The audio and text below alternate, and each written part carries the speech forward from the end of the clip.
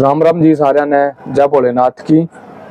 आज का टॉपिक है, एक बहुत ही बड़ी खबर आई है, दुख भरी खबर है कि एक सीआरपीएफ जवान जो कि घर पर छुट्टी आया हुआ था, उसकी गांव के ही लोगों ने, कुछ दो अज्ञात लोगों ने उनकी गोली मारकर हत्या कर दी। कि एक देश का जवान जो देश के लिए लड़ता है, देश के लिए हमेशा कुर्बानी देने के लिए तैयार रहता है, जो घर पर छुट्टी आता है और उसको मौत के घाट उतार दिया जाता है। ऐसा क्यों? तो चलो चलते हैं पूरी घटना को विस्तार से, कैसे क्या हुआ, किस कारण से हुआ। यह घटना है सोनीपत के गोहाना के गांव खेड़ी दमकनी की।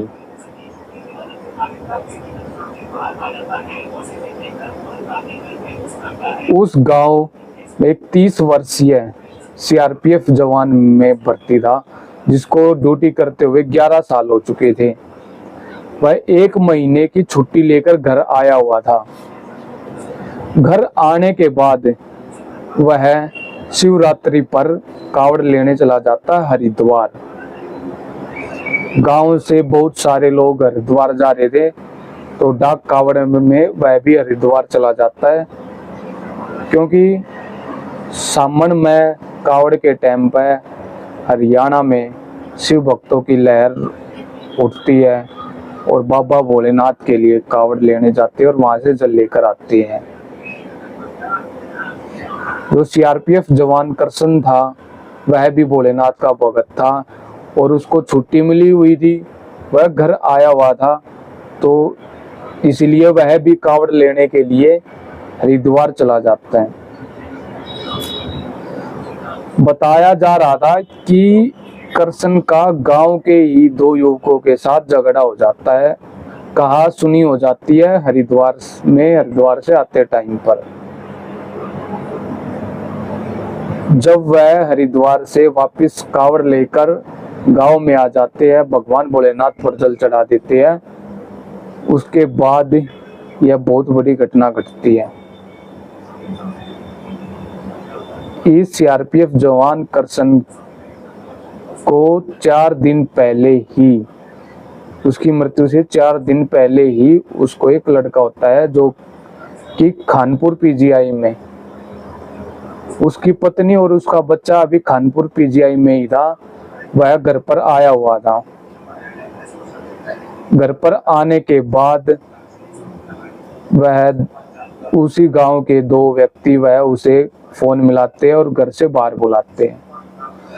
जब वह घर से बाहर आता है, तो घर से बाहर आते ही उस पर गोलियां चला दी जाती है और वहीं पर वह जवान शहीद हो जाता है। गोलियों से उसको भून दिया जाता है। कि इससे पूरे गांव में माहौल खराब हो जाता है, पूरे गांव में अफरा तफरी मच जाती है कि यह कैसा मंजर था।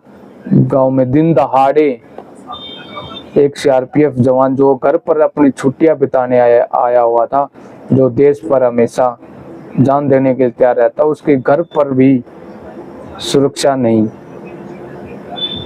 तो इससे पूरा देश, पूरा हरियाणा इस खौफ से दहल उठता है कि आखिर ऐसा कब तक। जिसकी पत्नी अभी खानपुर पीजीआई में ही थी, उसने एक नवजात बच्चे को जन्म दिया, जो भी घर पर भी नहीं आई थी, उसके परिवार पर क्या बीत रही। कि क्या छोटी छोटी घटना, क्या अपने समाज में क्या छोटी छोटी घटनाओं से इतना जहर भरना चाहिए कि अगर छोटी सी बात हो जाती तो उसको इतना बड़ा बना दिया जाए कि अगले के जान या प्राण को ही खतरा हो जाए। जब एक समाज में रहते, एक गांव में रहते हैं, तो सभी के विचार अलग अलग होते हैं, तो कहा सुनी भी आपस में हो सकती है, कोई किसी के विचारों से सहमत नहीं होता। लेकिन समझदार दिखानी चाहिए, वहां पर बिल्कुल ही अंदर जोश नहीं लाना चाहिए, बल्कि एक सहन शक्ति परिचय देना चाहिए। यह बहुत ही बड़ी घटना है जिससे पूरे हरियाणा, पूरे गोहाना, पूरे सोनीपत में एक बहुत ही बड़ा कांड हुआ है। ऐसा नहीं होना चाहिए था। जिसको लगातार सीआरपीएफ में 11 साल हो गए थे नौकरी करते हुए। ये तो पुलिस अभी अपनी कार्रवाई कर रही है और उन दोनों को पकड़ने के लिए एक टीम गठित कर दी है और उस परिवार की मांग है कि जल्दी से जल्दी उनको गिरफ्तार किया जाए और उन पर उचित कार्रवाई की जाए। तो यह इन बातों से सबको सबक लेना चाहिए, सीखना चाहिए कि वो उस बात का तो पता नहीं कि ऐसी क्या बात हुई कि जान तक मारने तक की नौबत आ गई। तो अपने अंदर थोड़ी सहन शक्ति को बढ़ाए और भगवान, जहाँ पर तुम भोलेनाथ की भक्ति करते हो, भोलेनाथ हमें सहन शक्ति, इस समाज से लड़ने के लिए, बुराई पर अच्छाई की जीत और जीवन में संघर्ष के साथ साथ नई नई उपलब्धियां प्राप्त करने की सहन शक्ति देता है, हमें विश्वास बढ़ाता है। तो उस भोलेनाथ की भक्ति को हमें आगे बढ़ाना चाहिए, ना कि ये खबर फैले कि भगवान भोलेनाथ की भक्ति में गया था, वहां पर कावड़ में गया था, कि जिसकी वजह से ये कांड हुए। इससे बहुत ही प्रभाव पड़ता है उस गांव में भी, उस आगे से उस गांव में से डाक कावड़ जा रही होगी या वैसी कावड़ जा रही होगी, तो उस समाज में भी बहुत ज्यादा इसका गलत प्रभाव पड़ता है। तो दोस्तों, आप अपनी राय जरूर बताएं कमेंट करके कि किस वजह से यह कांड हुआ, क्या ऐसी क्या बात हो गई कि जान तक की नौबत आ गई। तो कृपया कमेंट में जरूर बताएं। सभी अपना ख्याल रखें। जय भोलेनाथ की, हर हर महादेव, जय शिव शंकर।